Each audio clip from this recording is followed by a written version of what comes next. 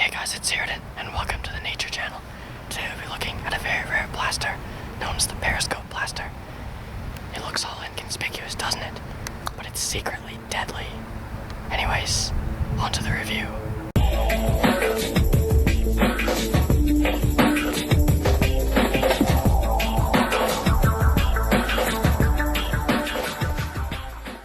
Hey guys, it's Sheridan, and today we're doing a vintage review of the Airzone Periscope blaster.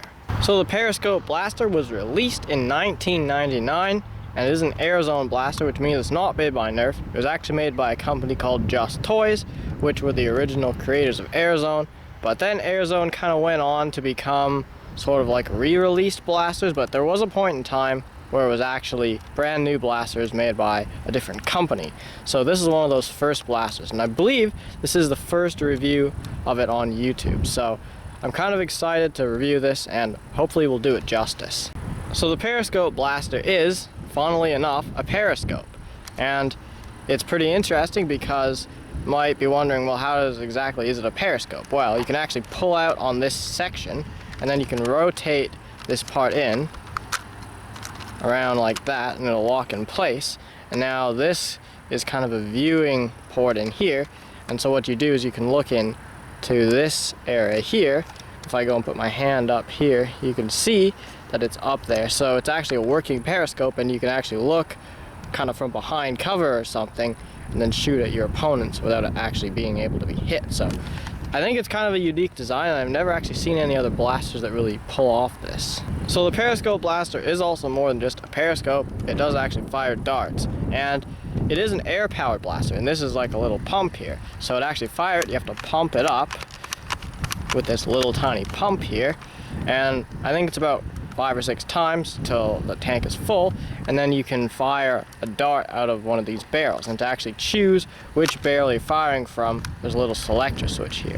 So right now it's on this setting, and if I pull the trigger, it'll shoot that barrel, and now I can pump it up again and switch it to the other barrel, and it'll fire that barrel. So it's kind of an interesting little single shot air-powered blaster. So there's not really much else going on with the Periscope blaster. Although one thing I want to mention before we get on with the range test is that these are just the old Nerf vintage micro darts. But since it wasn't made by Nerf, it's pretty clear that it used darts that weren't quite the same, just based on using it and doing some tests. But we don't actually have that ammo. We don't even really know what the ammo looks like. So we're just using the Nerf micro darts because they're kind of the best dart that we really have that's going to be at least as close to the originals as possible. But anyways, we're going to move on to the range test now. Hey guys, it's Tom, and today we're here at the range to range test the Airzone Periscope blaster. So we're going to be using it in its folded state, so it's a lot easier to aim and fire. And also, we're just going to be using the vintage Nerf micro darts. Okay, starting off with flat shots, let's go.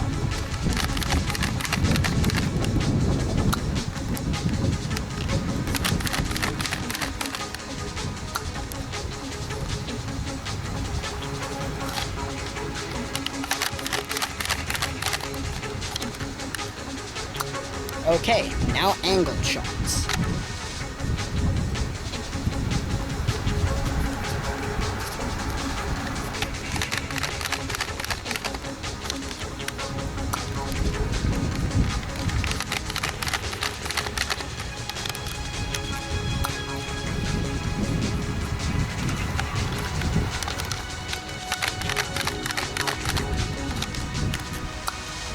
Okay, that's it for shooting the darts. Now let's check the ranges. Our first shot here is at around 22 feet. Next one's at 23 feet. Another one at 25 feet. One at 26 feet. Up here, we have one at around 32 feet. And our last shot is at around 36 feet. Okay, that's it for shooting micro darts. Now let's shoot elite darts. Now shooting the Periscope blaster with elite darts. Starting off with flat shots. Let's go.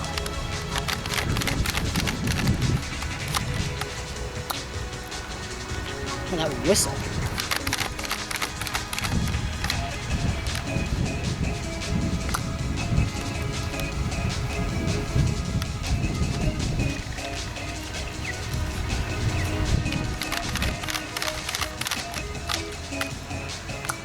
Okay, now we're doing angled shots.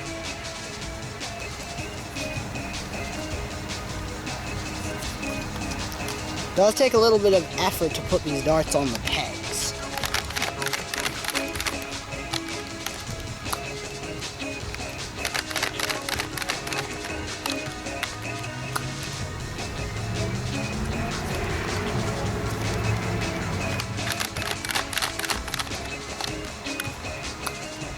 Okay, that's it for shooting the darts. Now let's check the ranges. Our first shot here is at around 24 feet.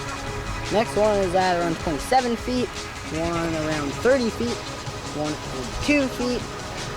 One at around 38 feet.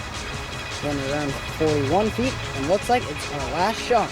So that's it for the range test. Now to the conclusion. So overall, the Periscope blaster is an alright blaster. The ranges were okay. I mean, I wouldn't say they're anything to write home about, but for a blaster of its time period and the fact that we don't really have the exact ammunition that came with it, I think it performs pretty well. And I mean, it is an air-powered blaster, so that's also a plus, because generally air-powered blasters shoot farther than spring-powered ones, although that's not a rule. But I think you could easily modify the Periscope blaster to shoot a bit harder if you maybe plugged up the pump, if it even hasn't a release. I don't even know, because we haven't actually opened the blaster or had to look at the internals. I don't think anyone really has, or at least anybody that's posted them, but maybe that's something we'll have to do in the future. So I think you should get the Periscope blaster if you are either a collector of just old blasters that are particularly rare, because I mean, I haven't really seen any pictures of this blaster around, and this is the first that I've really heard of it. And same goes for most of the old Airzone blasters. They're generally pretty unknown blasters, and I mean, there's not really much information on them. And all of this information that we've had, we kind of just had to pull from the blaster itself, or from other like articles that we've seen, which are few and far between. But if you really like air-powered blasters, it's kind of a fun blaster just to use. I mean, it doesn't perform particularly well, so I wouldn't say it's very practical for war use, but it's overall a pretty fun blaster to use, and I'd recommend it if you're just looking for something that's either fun or if you're going to collect it. But I don't think it's really a recommendable blaster in terms of performance.